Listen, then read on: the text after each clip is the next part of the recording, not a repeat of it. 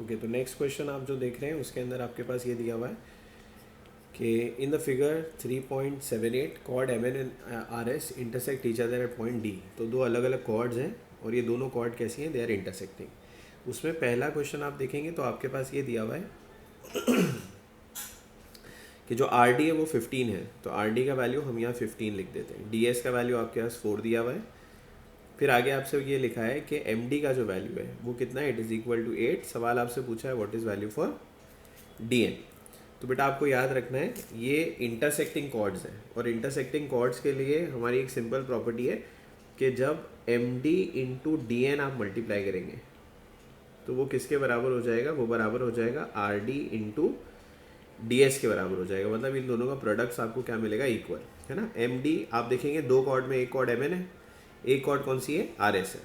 तो M D into D N मतलब ये वाली कॉर्ड के दो हिस्से और आर एस के दो पार्ट कौन से, R D into D S, है ना। तो अगर आप वैल्यूज पुट कर दें इसके अंदर तो आपको दिखेगा कि एक बार मेरे पास वैल्यू 8 आ जाएगा। डी एन आपको फाइंड करने बोला है, आर डी के जगह पे आप वैल्यू लिख सकते हैं इट इज़ 15 और डी एस जो है ना, ये डी एस होना चाहिए था, डी एस जो है वो आपके पास है 4। तो अब अगर आपने सिंप्लीफाई किया है इसको तो आपको दिखेगा कि डी एन हम यहाँ रख सकते हैं, ये 15 हो जाएगा, मल्टीप्लाई होगा 4 से, डिवाइड हो गया 8 से। सिंप्लीफाई करने में आपको दिखेगा ये हो जाएगा 4 1 ज़ा 4, 4 2 ज़ा, और 15 किससे डिवाइड हो रहा है, 2 से। तो 15 इंटू 2 अगर आपने डिवाइड किया तो हम ये लिख सकते हैं कि डी एन का जो वैल्यू है वो 7.5 है। ओके, तो ये आपके पास आंसर हो जाएगा क्या वैल्यू का, डी एन के वैल्यू का। ये आपका पहला क्वेश्चन है।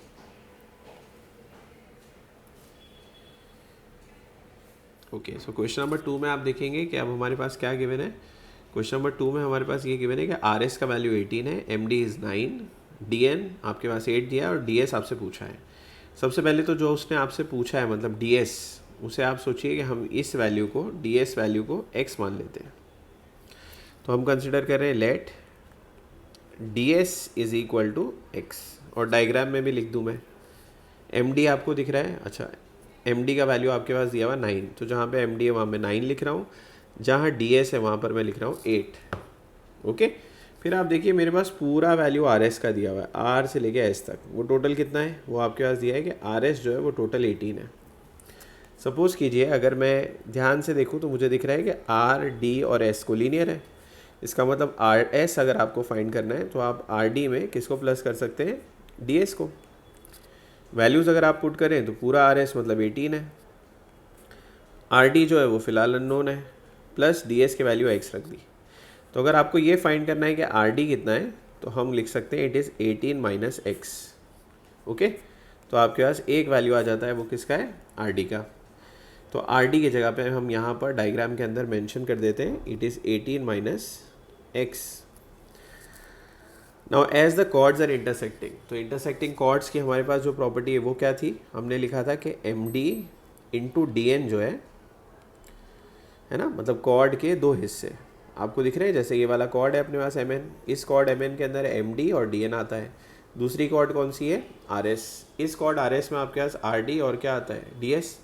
तो अगर आप वैल्यू पुट कर दें तो यहाँ पर हम लोग पुट कर सकते हैं R D into D S.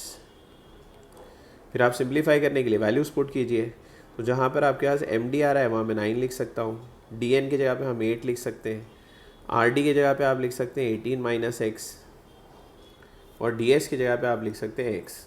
इसे अगर आपने सिंप्लीफाई किया तो ये एक्स दोनों से मल्टीप्लाई हो जाएगा, तो 18 इंटू एक्स से आपको वैल्यू मिलेगा 18x माइनस ये आपके पास आ जाएगा एक्स स्क्वायर, और यहाँ पर 9 इंटू 8 आपके पास आ जाएगा 72। सो व्हेन यू रीअरेंज इन दोनों वैल्यूज़ को उठा के अगर आप वहाँ शिफ्ट कर दें तो आपको दिखेगा कि इन दोनों की साइन चेंज हो जाएगी। तो एक्स स्क्वायर मेरे पास आ जाएगा प्लस 18 आ जाएगा माइनस में, और प्लस 72 तो पहले से था, और ये सब किसके बराबर हो गया, 0 के। तो अब आपको दिख रहा है कि ये क्वाड्रेटिक इक्वेशन हो गया है।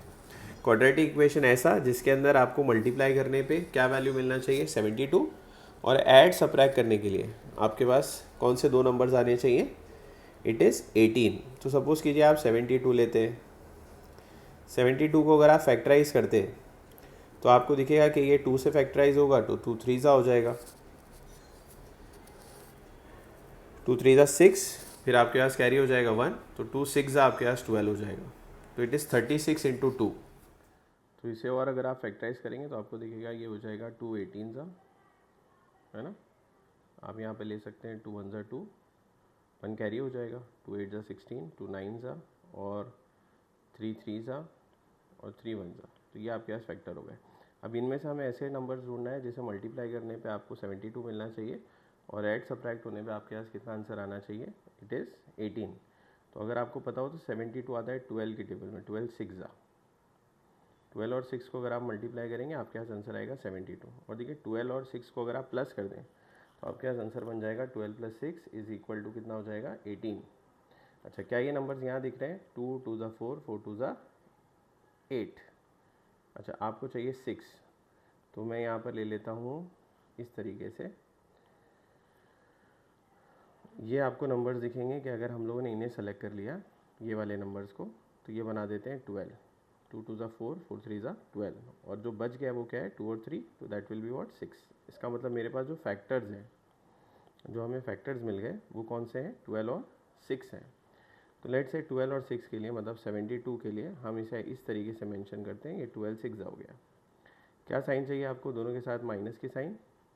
तो यहाँ पे एक माइनस, यहाँ भी माइनस, माइनस माइनस क्या हो जाएगा? प्लस हो जाएगा। तो आपके पास आंसर आ जाएगा 18। ओके, नाउ सपोज कीजिए अगर आप फैक्टराइज करें इसे तो आपको दिखेगा कि ये हो जाएगा x², ये हो जाएगा माइनस, ये हो गया 12x, माइनस हो गया 6x, प्लस आपके पास आ गया 72 which is equal to what 0। इसे सिंप्लीफाई किया तो स्टार्टिंग के जो नंबर है उसमें से x कॉमन आ सकता है, ये x माइनस आपके पास हो जाएगा 12। यहाँ क्या कॉमन आ रहा है? तो हम देखेंगे यहाँ पर कॉमन आ रहा है हमारे पास 6। सपोज 6 कॉमन आ गया तो x माइनस 12, और ये सब किसके बराबर हो गया? 0 के। अच्छा, इसे आप फर्दर अगर सिंप्लीफाई करें तो आपको दिखेगा कि हम इसको लिख सकते हैं x माइनस 12, और इसको आप लिख सकते हैं x माइनस 6, और ये सब किसके बराबर होगा? 0 के। तो अगर आपने सिंप्लीफाई किया तो therefore we can say x minus 12 is equal to 0, और हम लोग ये बोल सकते हैं कि x माइनस 6 जो है वो भी किसके बराबर होगा? 0 के। तो इसका मतलब x का एक आंसर हो जाएगा 12, और दूसरा आंसर जो है x का वो हो सकता है 6। ठीक है, अब इसका मतलब आपके पास कितने आंसर्स आ गए? 2। तो बेटा दोनों भी अपने आंसर्स हो सकते हैं। ओके, अगर सपोज़ कीजिए आप इसके अंदर ये सोच के चलते हैं कि हम लोगों ने अगर x की वैल्यू को सपोज़ कीजिए मान लिया 6, ठीक है, x की वैल्यू को हम लोगों ने क्या मान लिया? 6 मान लिया। तो हम बहुत ही आसानी से ये बोल सकते हैं